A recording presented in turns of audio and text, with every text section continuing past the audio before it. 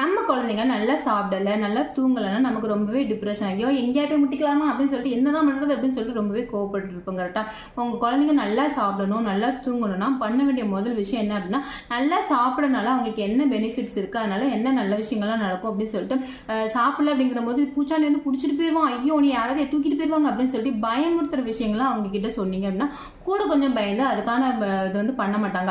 நீங்கள் அந்த மாதிரி சொல்கிறதுக்கு பதிலாக நீங்கள் நல்லா சாப்பிட்டீங்கன்னா நல்ல எனர்ஜியாக விளையாட முடியும், அங்கே கூட்டிகிட்டு போவேன் எங்கே கூட்டிகிட்டு போவேன் அப்படின்னு சொல்லிட்டு எனர்ஜி தரக்கூடிய விஷயங்கள் அவங்க கிட்ட சொன்னீங்க அப்படின்னா அவங்க வந்து புரிஞ்சு அதை வந்து நடந்துக்குவாங்க. அதாவது தூங்க வைக்கிறதுக்காக நீ பேய் வருது, பிசாசு வருது, உங்களுக்கு பெட்டுக்கு கீழே ஒரு பேய் உருண்டுகிட்டு இருக்கு அப்படின்னா நீங்கள் சொன்னீங்கன்னா அந்த குழந்தைங்க வந்து ஃபியூச்சரில் அதனாலேயே வந்து பெரிய பாதிப்புகள்லாம் அவங்களுக்கு வரும். அந்த மாதிரி சொல்லாமல் நீ நல்லா தூங்கினா சாமி வந்து உங்க கனவுல வருவார் அப்படின்னு சொல்லிட்டு பாசிட்டிவாக விஷயங்கள்லாம் அவங்க கிட்ட சொல்லுங்க.